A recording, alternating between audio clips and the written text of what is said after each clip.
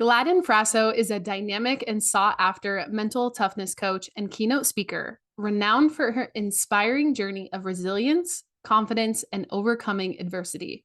With a background as an athlete, corporate professional, and entrepreneur, Gladden brings a unique blend of personal experiences and insights to captivate and motivate diverse audiences. Her keynote will transform audiences' perceptions of challenges. Instead of seeing adversity as the end of the road, they will see it as a bend in the road. Love that so much. She inspires others to become unstoppable champions in their own lives. When she's not wearing her coach hat, she wears many other hats as a wife, mother, small business owner, and corporate professional. I am so glad I have her here live with me today. Coach G, welcome to the pod. Hey, Coach AV, thank you so much for the invite. I'm so pumped. You and I have had conversations in the past, and even Yes. just now, before Yeah. hitting record, we are like, whoa, Right. whoa, whoa. We Let's slow gotta down. stop this and hit record. So Right, right. Yeah. tell the Fearless fam a little bit about you. I know we have the beautiful bio. Yeah. Give us a little bit more. Who are So you? What do you a, do? a little bit more about me. As you said, I'm a keynote speaker. I am a mental toughness coach, and I work in the corporate world as an environmental health and safety engineer. I am a mom to two beautiful kids and a wife to an extremely handsome guy. Um, the gist of it is that who I am, everyone knows me as someone who is a motivator. Like, don't come to G with your problems because she's going to help you solve them or at least give you about 10 to 5 action items you can walk away with. So friends know me. Don't come to me with a pity party or whatnot. I'm just going to help you. I'm going to motivate you. Um, Also a former athlete, as you mentioned, and I'm not sure if we'll get to it, but taught myself how to play the game of basketball in eighth grade and ended up being an all-time leading scorer at my high school just by dedicating my time and energy towards the craft.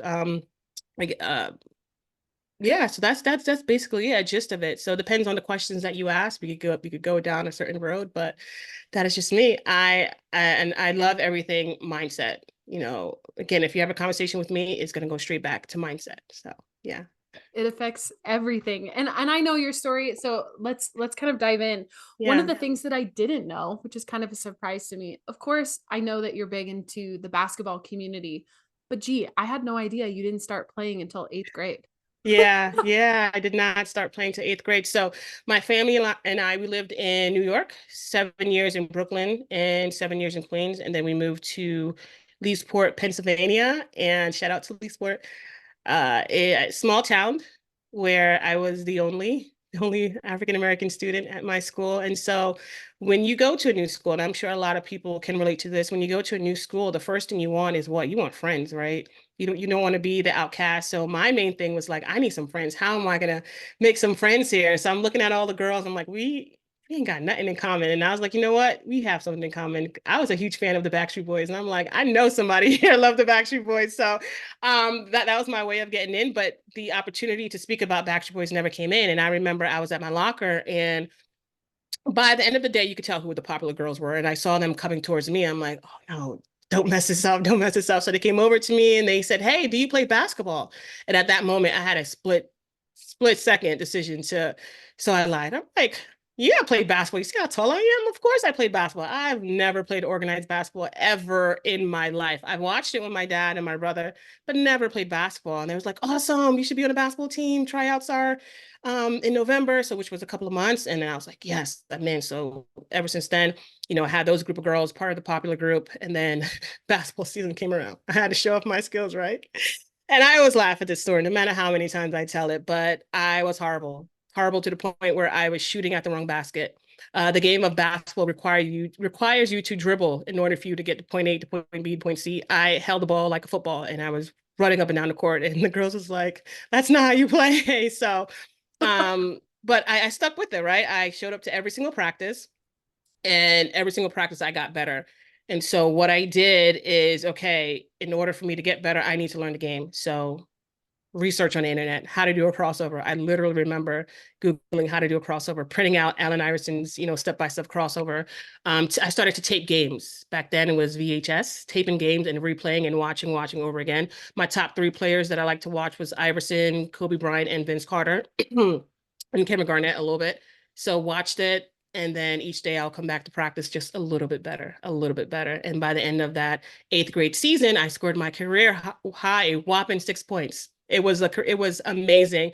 The feeling that I had of putting the ball through the hoop, knowing that I practiced it or I watched it and actually, performing that task out there on the court was great. And so that summer between my eighth and ninth grade, only thing I asked my parents for was a basketball hoop outside the house. It took them a while to get it. So I had a basketball hoop, like a park near my house.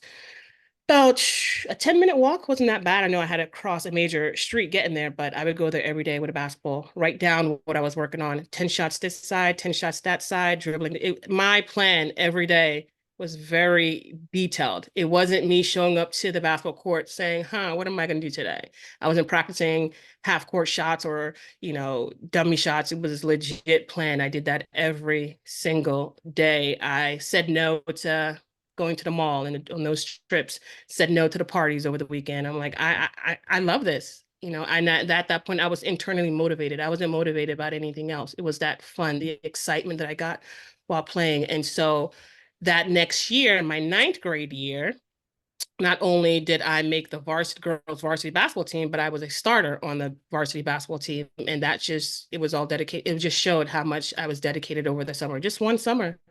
And I ended up graduating as an all-time leading scorer with 1,796 points. And so I love telling that story because it shows that if you want to accomplish something, it's going to take time. You got to really be committed. You can't be interested. When someone's interested in something, they only work on it when it's convenient, when they feel like it. But when you're committed, it doesn't matter how you feel. You're gonna find a way to do it, and that's exactly what I did. And now I can look back now, telling my daughter or my son, "Hey, mommy name is in the stands right there. If we ever get to visit, that Berks County championship, mommy was a part of that team, and a big reason why we won that championship." So that's that story about my high school basketball career. And I love this story so much because this is the first time that I've heard this story, but I only knew the all-time scorer and I knew those stories, but you telling behind the scenes begs so many questions on what exactly I want to talk to you today, because not only are you a mental toughness coach, you're a mental performance coach, you're preaching these things, but none of that would have been possible had it not been for the physical. It's the physical and the mental. The physical and the mental. Now that you've discovered mental skills, what mental skills are, if you could go back to that eighth and ninth grade, that's hooping it up, were you using mental skills and not even realizing it? Yes, exactly. And I tell that story a lot. I was using mental skills. I was visualizing. I was visualizing all the time, especially before a game. This is how I want to play. This is how I want to feel. And if I don't have a good game, how am I going to respond? Because there were times where I would just get so upset, not to the point where I'm kicking the ball or anything, but I'll get so upset. But then I started visualizing, okay, sometimes you get really upset and you can't get yourself out of that funk. How would you like to feel? And then I'll just visualize myself responding to like a missed shot or a triple team that really got me. Like I would hate, no, I wouldn't say hate. I love getting double team because I always beat the double team, right? I'm not being cocky here, but I always beat the double team. And I would get upset when I couldn't defeat a double team. I'm like, come on. And so I would visualize myself responding to a double team. And so and when I would get double teamed and it worked for them, my go-to was to smile and laugh, like, okay, they got me, but they're not going to get me again, right? And that was key, was to smile and laugh and go play defense. But then by the time when they would double team me the first time, I saw where the double team was coming. All you had to do was double team me the first time, so I know where the double team was going, and I would know how to split it, or I would know how to pass out of it and reposition myself to get the ball again. So yeah, the visualization was one of the big things that I was doing that I didn't know was a mental skill. Well, same here. I think if you key into the skills that we teach today, I think if we could go back and what would have been possible had we know what we know now, right? I giggle. I just giggle.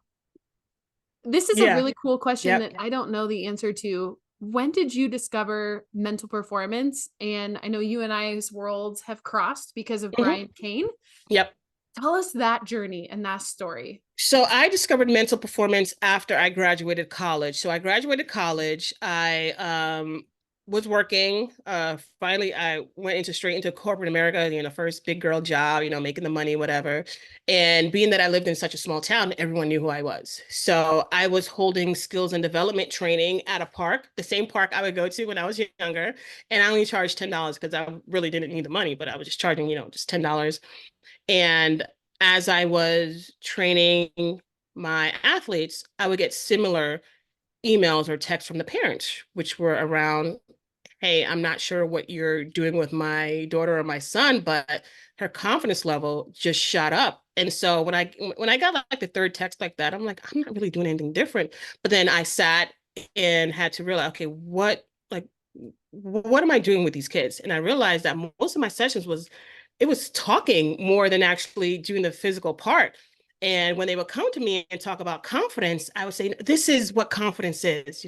This is how you build your confidence back up. If you miss a shot, that is fine. Tell yourself you get it right back. And so it was teaching the self-talk. It was teaching a lot about confidence. And I'm like, oh, that's what I've been teaching them. It's a mindset thing. So then I remember one day at work, during my lunch break, I usually went out to like my favorite Chinese spot, but I stayed in during my lunch break once. And then I was Googling mindset training or mental training or teaching the mind. I didn't even know what words I was putting. I was just trying to put words together that talked about Right. mindset. And then I saw quite a few certifications pop up.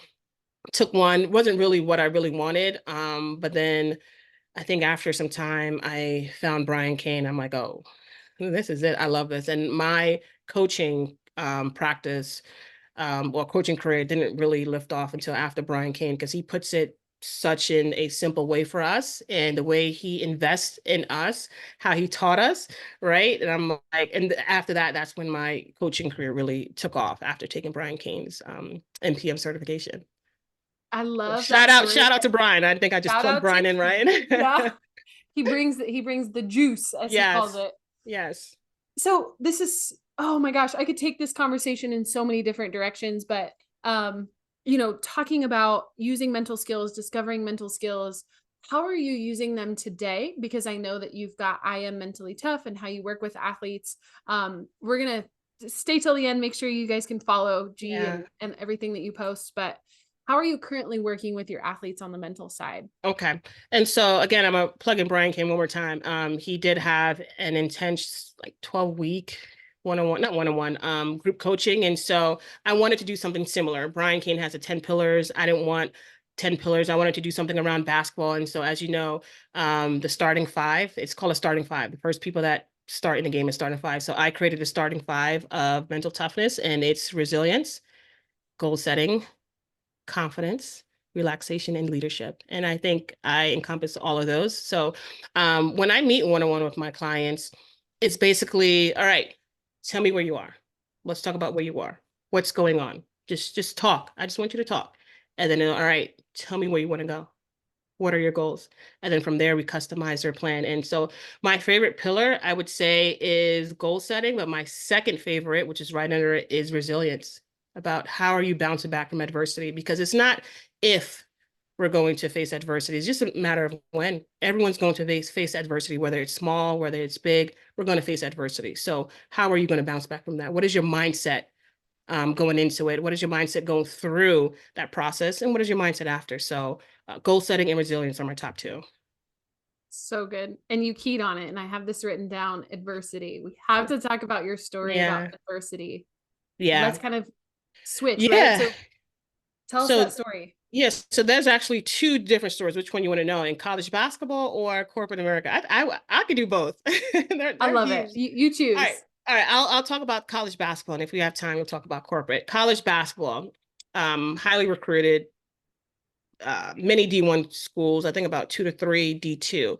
At the time, I was in a very committed relationship with my boyfriend, and I wanted to stay home. I'm a mama's girl as well. I adore my mom, so I wanted to stay home. So I went to Millersville University, which was about 45 minutes from my home. And for those listening, talking about, oh, she chose a boyfriend over, listen, he's my husband now, okay? So so I went to Millersville University, and graduating as an all-time leading scorer. I'm at a high. I love the school. I see where I could fit in. And then one of our open gyms before the season actually started, my coach said something to me, and I don't really know exactly what she said. It was how she said it. It was very demeaning to me, very demeaning, with a finger in my face, and I didn't like that at all. And so I shut down, completely shut down, confidence out the window, right? We talked about confidence being the physical part and then the mental part. I think this story talks about the mental part. Confidence out the window. And my whole freshman year, I just quote unquote forgot how to play the game of basketball. I worried too much about my next move. I worried too much about what the coach is going to say. I was just thinking too much. And so my entire freshman year, I did not play. I did not play. I sat the bench. I was a bench warmer. And I remember talking to my mom, I'm going to transfer out. I don't want to be here. She doesn't know what real talent is. You know, all sorts of cuss words that I can't say right now, but she doesn't know what a good player is. And so as you can see, I'm starting to blame. I'm starting to not take ownership of what I was not doing correctly. And I showed up to college ball unprepared. I didn't know there was a drastic difference. It's much more intense, right? Everybody's as good as you. And so for me, and like what I like to preach, when you go to the next level, everybody's as good as you. It's your mindset that's going to separate you. And so I remember one day I was in my dorm room. I was, just looking at books or just organizing. And there was a book I picked up. It was a scrapbook that one of the parents from my high school teammate, she made for the 3 seniors. So I graduated with 2 other seniors. And so she made a scrapbook. And the scrapbook, she was one of those moms who clipped every article, clipping of you. And so I opened it up, and it was a scrapbook of my career. And I think it was mostly just my senior year. And I'm opening it up, and you see Gladine dominates once again.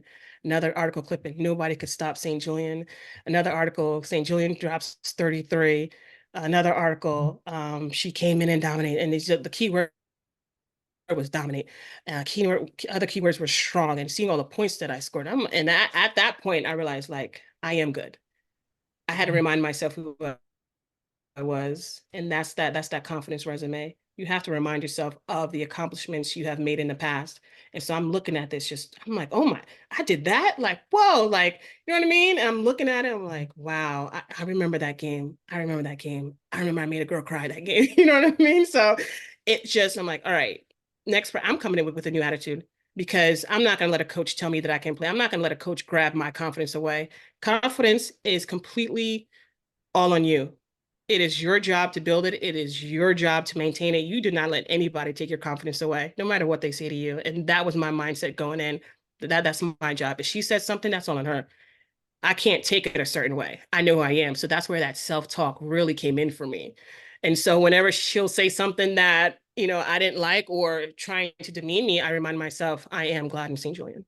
And that Gladine St. Julian at that time, just purposely, I tied it right there and then to my basketball career. Like, I am Gladine. It doesn't matter what she says. So what's that self-talk before practice? Look, she's going to say some things to you. Shake it off. Don't worry about it. Don't take it personal. She says it to everybody. And that's the thing I didn't realize. I was really focusing more on me. She was cussing everybody out, right? But I was just really focusing on me. I'm like, she does it to everybody. That's fine. So just come back stronger. If you mess up and she asks you to sprint, you better be the fastest one on that court, up and back, right? So I was taking personal accountability for the things that I wasn't doing my freshman year. And next year, some games I started off the bench and then began starting, and then junior year starting, senior year captain starting, and again, another 1,000 point scorer, 11th all time. So at that time, graduating 11th all time. So it was that self-talk. I was really putting myself down more than anybody else that year. Yeah, the coaches, that's their job. They're trying to bring that out of you, right? Not knowing that may not be the best way to do it, but that's their job.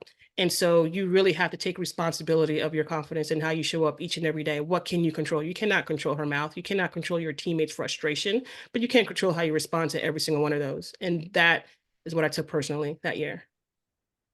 Boom. Mic drop on mic drop on mic drop on mic drop. Yeah. So good. Gee, I love it so much. So we do have a little bit of time if you have time. I know we blocked out for the interview. Yep. I think there are so many nuggets that we could take away from your story on the athletic court, which I haven't said this yet, but I worked with the school district this year. I am also learning basketball. So I learned this year what a screen was. My Milford basketball girls, if you're listening to this, you know exactly what I'm talking about. Screen. Hopefully you don't get caught in one of them. Teach the game, but please don't try to participate because you might get screened really hard. Yeah, no That's, thanks. that's I like my awesome. picture circle. I like Right, my bubble. right. So let's Awesome. kind of transition the conversation because, you've talked about this in your keynotes of turning adversity into an opportunity. And, Yeah. obviously that changed the trajectory of your college career. How has Yeah. that impacted your professional career? Wow. So another thing, or adversity that I'd faced was corporate America. After graduating, I secured my first big girl job, and I did not perform well. But of course, that first year, I'm like, this boss doesn't know anything. Whoa, why is he yelling at me? And the only thing that really woke me up was me getting fired. I'm like, whoa, my parents did not raise me this way. I did not work so hard to get here, not only in sports, but academics, right? And I need to get A's and B's to graduate for me. I'm like, I didn't work this hard to get fired by a company. Getting fired means you weren't doing your job. Getting fired means you weren't doing enough. Getting fired means you were not the person that the organization wanted you to be. And they set out certain standards for you, and you weren't meeting that. And so, again, another eye opening moment.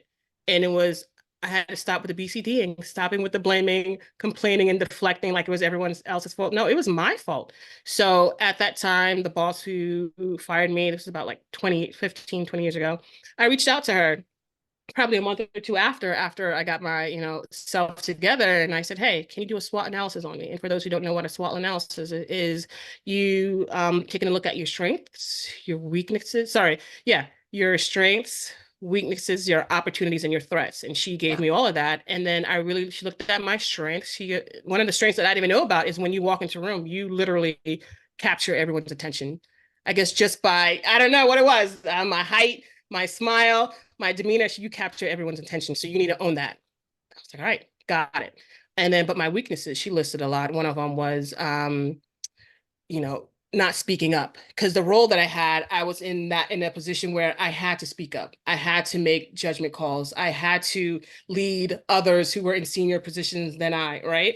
And so I was like, oh, this is golden. This was like my map on how to become a better engineer at that time. So I I invested in books. I invested in leadership courses. I invested in conferences, how to be a better leader, how to advocate for myself, how to be more assertive, all of that. And that really helped my career. It helped me as a person too. Sometimes when I'm talking to others, or I'm going about my day-to-day business, I'm like, I can't believe this is me from 20 years ago. Like, this is different.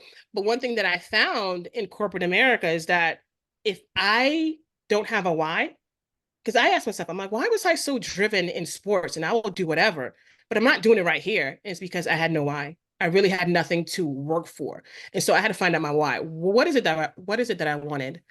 And so I made a list of the things that I wanted. I wanted to be in a senior role. I wanted to travel. I love water. I love the Caribbean. I just put it out there. I want to work in the Caribbean.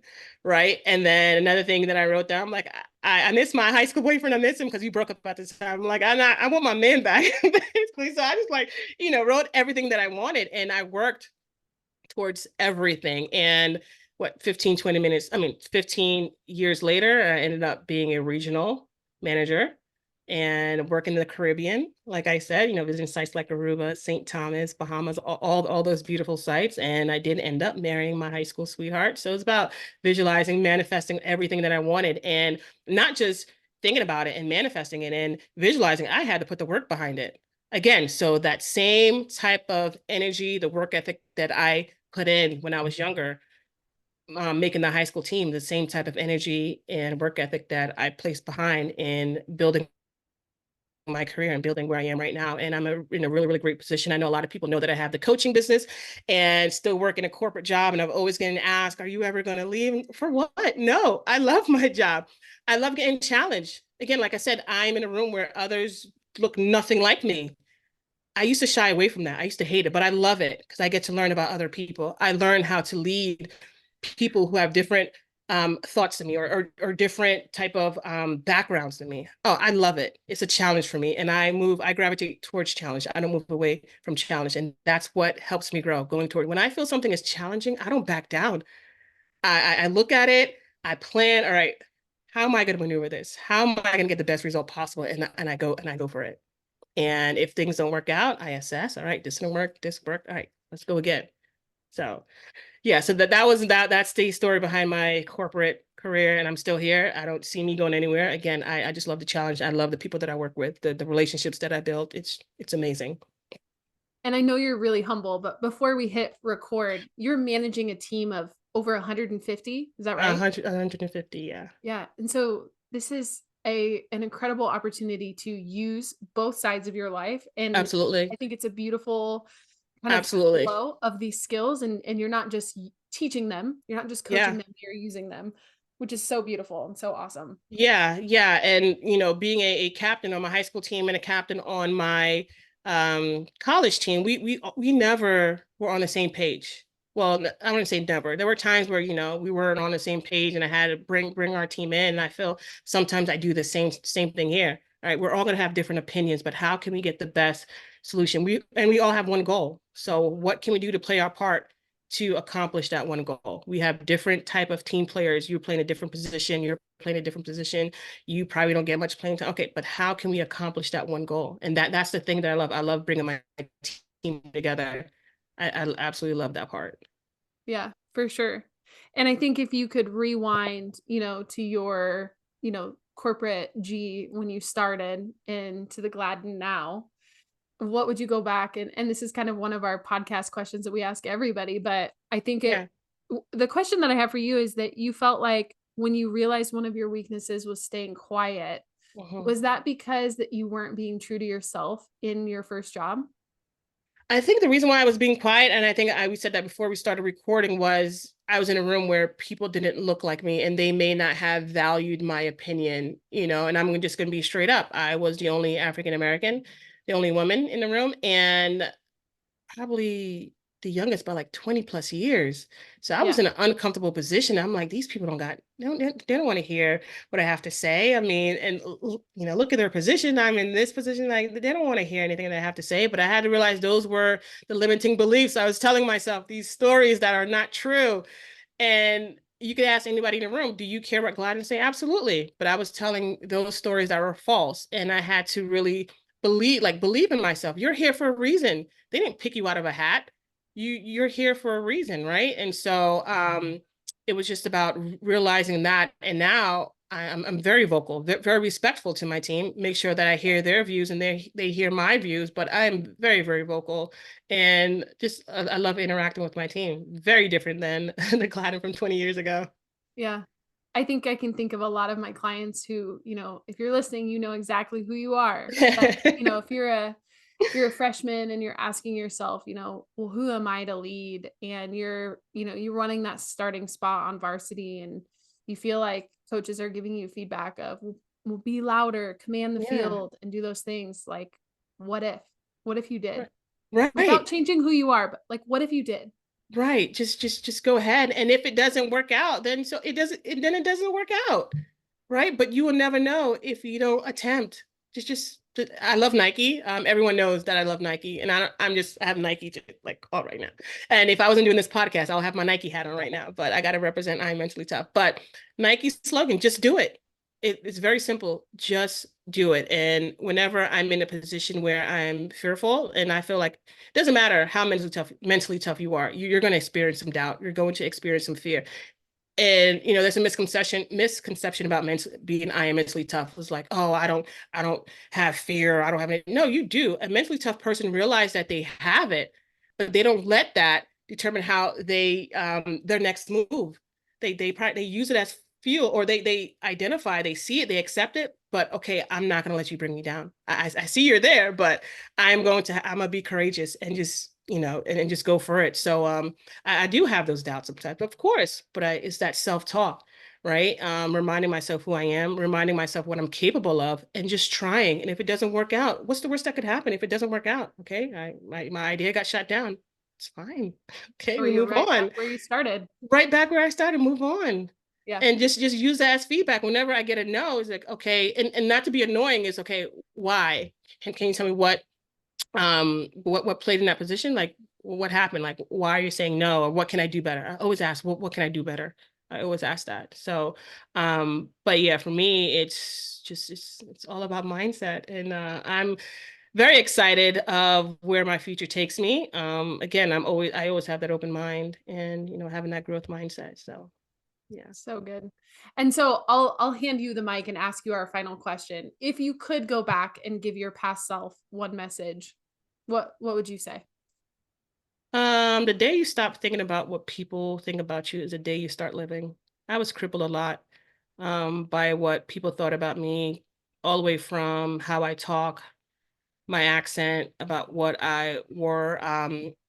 Like I said, I lived in New York for 14 years, and then moving to Leesport, Pennsylvania, where it's an all-white school, is kind of like an identity crisis. Like who, you know, got made fun of for being who I was and, my accent. So I don't think I ever told anybody else except my therapist, like the voice you hear now is like, I trained myself to talk this way because of how I was in middle school. Like my accent was just so strong and they couldn't really understand my New York accent. So I'm like, all right, I'm an eighth grader. I'm like, all right, I have to change the way I talk. And this is the voice you have now.